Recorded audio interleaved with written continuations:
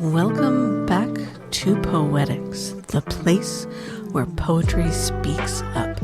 I am Tamarah Rockwood, coming to you from Bainbridge Island, where the salt air carries whispers and the cedars know secrets they'll never tell. Or they might. Some of us talk to trees. If you've been riding with us before, you know the road.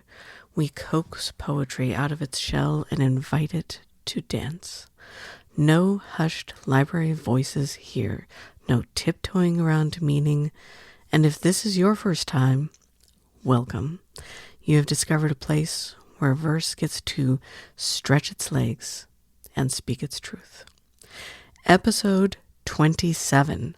27 times we have gathered to witness this literature slip off its formal jacket and find its natural rhythm. 27 explorations into the kind of poetry that doesn't just sit quietly on the page. It stands up and asks to be heard. Does it ask? Does it demand? I don't know. Between episodes, Ben and I are busy at Bainbridge Island Press. We are collecting poetry from their hiding places in minds and giving them courage to sing. But here on Poetics, this is our garden, this is our sanctuary, this is our revival tent for the written word. And today we are chasing sparks, those little electric moments when a poem stops being words and becomes pure connection. We will explore the messy, the magnificent, the absolutely necessary, because the best poetry has always been a little surprising. Whether you are a poetry junkie or someone who thinks verse is just pretty words in fancy formations, you're in the right place. This is where poetry gets its pulse. So grab your favorite drink, find your comfy spot, tune those ears to maximum reception. It is time to discover how ancient this art form is, and yet how explosively perfectly now it can be. Welcome to Poetics Podcast. So today I want to dive into a book that we published, and it is called Poetics. The theme was water, life, and death. I didn't want it to be an ecology poem anthology because there's so much more to water. There is life and there is death, and there is romance and there is destruction, and there's just so much. And I wanted to explore that much, the muchness of water. So what I have today is I actually have 4 poems from that anthology. And because I didn't want to just do one, it's an anthology. I don't know. That's just what I'm doing. I'm not going to justify it. I like it. That's usually how things go. So the first one that I'm going to read is, hold on, let me find it. Okay, I have them. The first poem that I want to explore is, the title is I Left Anyway by Epstein. I left anyway. By the back door, not the front. The heat of the afternoon sun hitting me just as the door shuts. The definite slam after the tentative hinge creak. The sound of this summer place. The lake that calls just below. We stay in until our fingers melt into pale, wrinkled skin sticks. I should be making dinner, and yet here I languish, my one task, to memorize this water's soft embrace. In this poem, what I want to focus on is what is moving. The title is moving, the verbs are moving. This is not a static poem. There is movement. the action verbs are creating the momentum. Hitting, shuts, slam, calls, melt. These are verbs that not only reflect the scene, but it also reflects how water is finding its own path. This is a beautiful poem with an economy of words that reflect each other perfectly. The most striking thing is about how the verbs shift from very sharp, decisive actions, the door that shuts, a definite slam, and it becomes softer and more surrendering. And by the end, the poet doesn't just enter the water. She languishes in the water. She lets her fingers melt into the water, and the water offers a soft embrace. That verb calls is particularly beautiful. The lake becomes an active participant and not just a destination. It is a lover summoning her away from an obligation. I should be making dinner. It is summoning her towards something more essential and also something that is very physical. Her body is in this poem. That transformation, entering the water, is active and continuous. The movement in this poem is mirroring the water's dual nature, which is what I wanted. It can be forceful. It can be gentle. Epstein is capturing how water doesn't just surround us, but it changes us. It calls to us. It holds us. And the verbs she uses throughout the poem, cascading into the water, makes us feel that liquid pull, that irresistible invitation to let go and be transformed by water. I like this poem because of the courage that is spoken in this. It captures something that we understand deeply. There is a magnetic pull of water, and there is a courage it takes to answer that call. This poem does not apologize for the speaker's choice to abandon dinner and responsibilities, and instead it is celebrating that moment of rebellion, that decision to follow what is calling rather than what is expected. There is something in the way that Epstein writes about water that mirrors our relationship to it. The line, the lake that calls just below. It's not just scenery, it is a living presence that demands our attention. And this poem does what we love most in poetry. It makes the ordinary feel essential. It is a simple afternoon escape, and it becomes this moment of transformation. The speaker's fingers don't get pruny, they melt.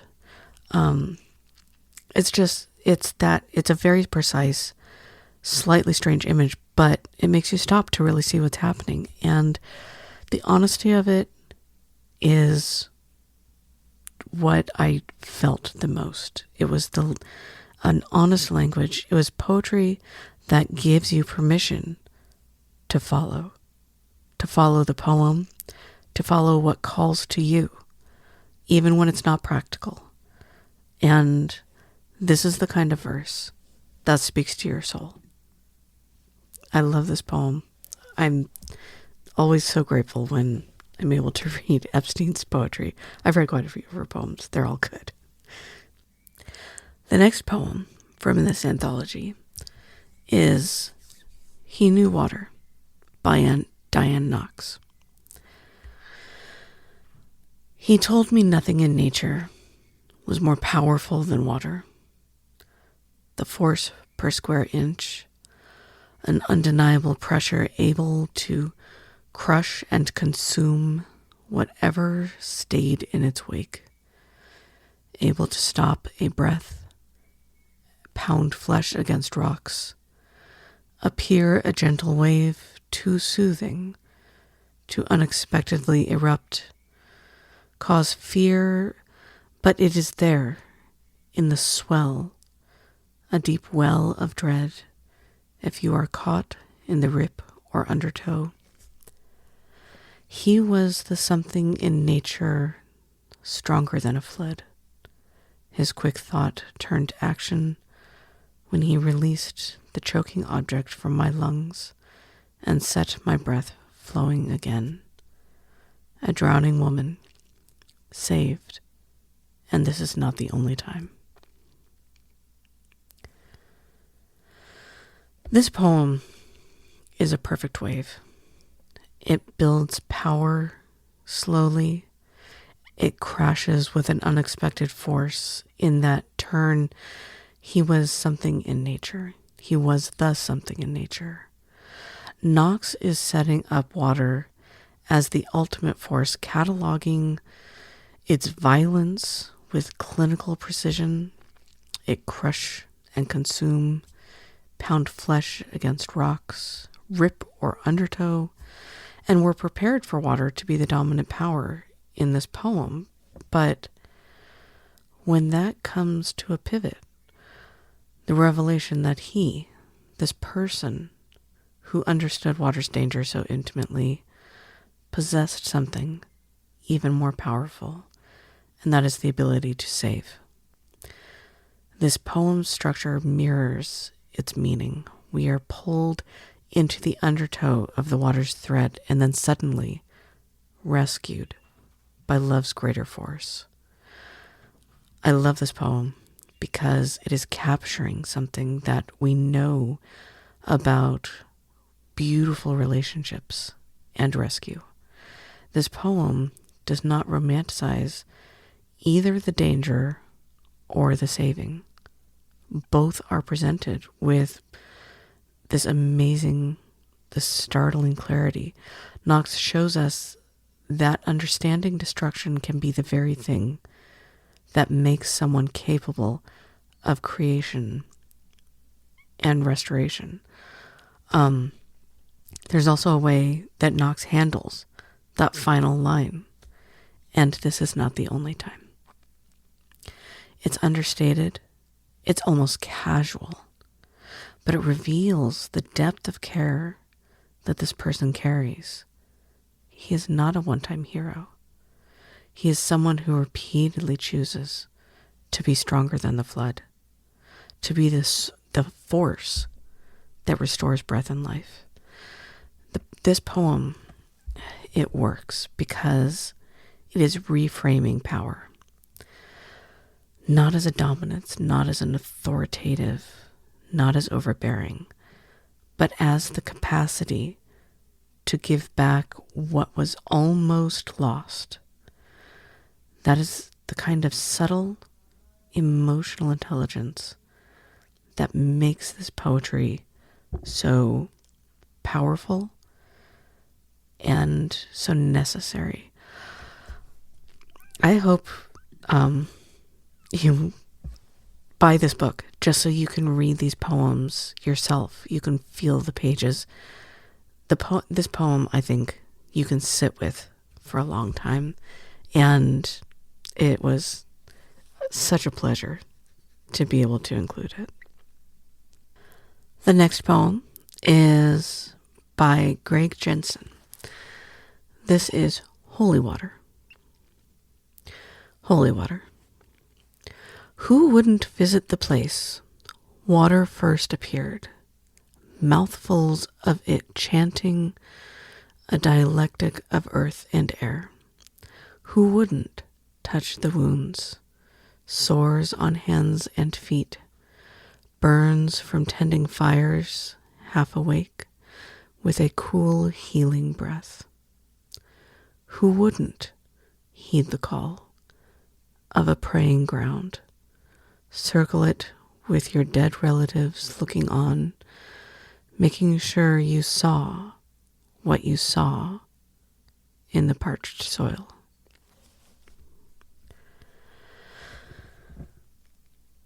This poem moves like a ritual. Each stanza is this station in a sacred journey. Jensen is using this hypnotic repetition of who wouldn't to create like an incantation, pulling us deeper into this ceremony of water's first appearance. The questions aren't really questions. They are invitations. They are assumptions that, of course, we should seek healing. Of course. Of course we should seek healing. The poem's beauty is in how it layers the physical and the spiritual with it never forces the connection. Water becomes this mouthfuls of it chanting, transforming the substance of water into a voice. Those wounds, the sores on hands and feet, burns from tending fires, they're so specific, they're so human. The kind of injuries that come from living, from caring for others, even when exhausted, even when half awake. I like this poem because Jensen is capturing something that you understand about the sacred into the everyday experience, the sacred and the mundane. The praying ground isn't just a distant holy site. It is wherever water first touched the earth, wherever healing happens. Those dead relatives looking on, making sure you saw what you saw. That is the weight of witness, the sense that our moments of recognition are held by something larger than ourselves. And in the ending, in the parched soil, it's perfect. It doesn't resolve. It just shows us where the miracle happens, in the dry places, in the ordinary ground, in the wounds that need tending. Jensen makes holy water not something blessed by institution, but something that blesses simply by appearing where it's needed most. And that is the kind of quiet revelation that makes you want to pay closer attention to the world around you. And this attention, this poem, I think you need to take with you. There's a quiet revelation that shifts something in our peripheral vision. Jensen is showing us the sacred isn't hidden in a distant place. It is in the cracked hands. It is in the tired caregivers. It is in the moment where water meets thirsty ground.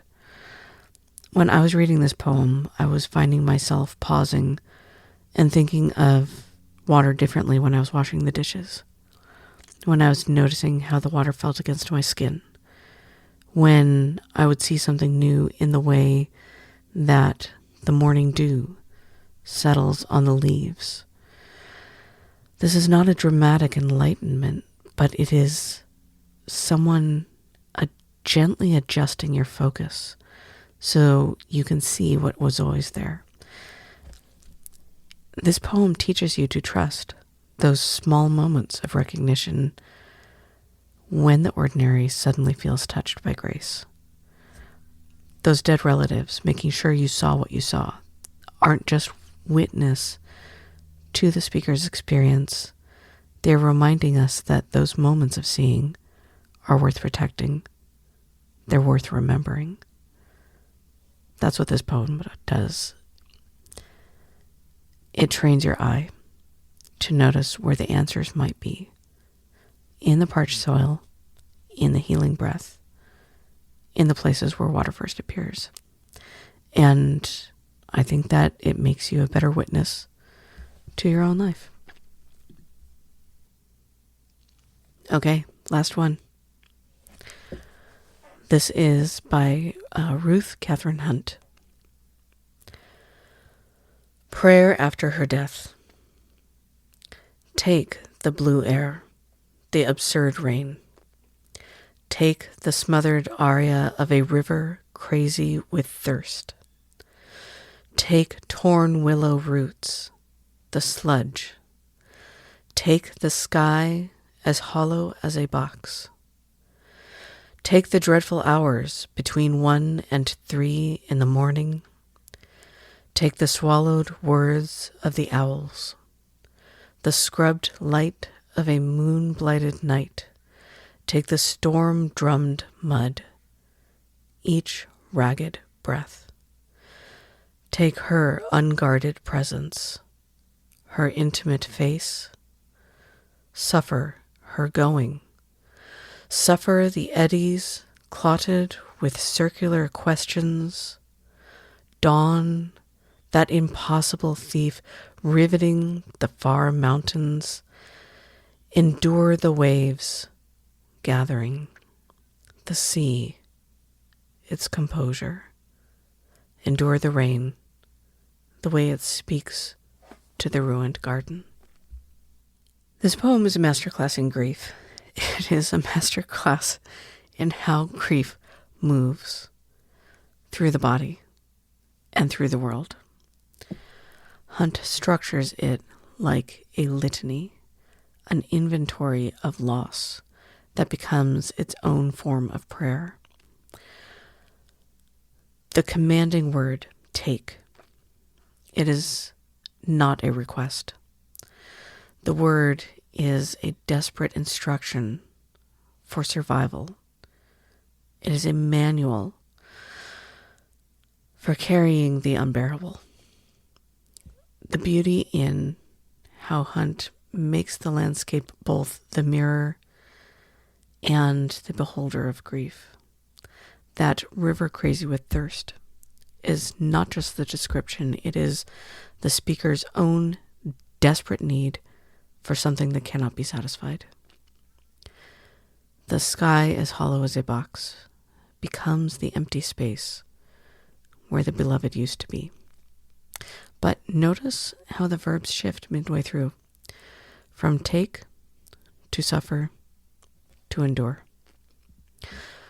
Hunt is showing us the progression of grief. First, the frantic gathering of all the pieces, and then the acceptance that some things must simply be borne. Suffer her going, not accept or understand. Suffer her going, and it is honest about the cost. I love this because Hunt does not try to comfort or resolve. She shows us how to metabolize loss by taking it all in, the absurd rain, alongside the intimate face, the storm-drummed mud, with the unguarded presence. The poem becomes a kind of breathing exercise for the grieving, teaching us that endurance is its own form of love.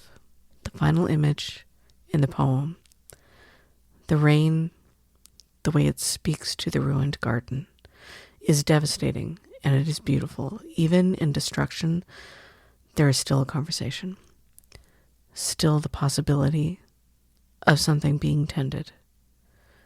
The garden is ruined, but it is still a garden. And this is a prayer after her death. So recently I have been studying the transformation between poetry in black letter and poetry in Roman, in fonts. And it's for my PhD, which is at the University of Birmingham. And my thesis is the history of the exclamation mark in poetry and its purpose in modernist poetry. So this week I've been studying what transformed poetry from John Donne, when it was a overwhelming text on the page, to the poetry that we see more today, and honestly for the past couple hundred years, that has more white space on the page. And that white space is so important to appreciate because it came as a reflection from the humanist study that the audience participates, that the audience is invited, that the audience is in the poem with you. That white space is allowing you to read something that doesn't look overwhelming on the page. If you see manuscripts that were printed in the mid 1500s, in England at least, it's just, paper was very expensive, and so they just tried to fit in, they just tried to cram as much words, as many words as they could on one page. And they also wanted this to be overwhelming, that we would be overwhelmed with language, and so we would respect it for its wisdom. There's a lot going on, but that's basic summary. These poems have this white space on the page that allows us to interact with the poem personally. When you read these poems, when you read poetry, I don't know if anyone has ever told you. I will tell you. You're allowed to interact with the poem. This is not just a poem written for a person. It is not just written for a book. Poetry is written so that we, the collective we, remember, so that we understand. We are invited into the poetry.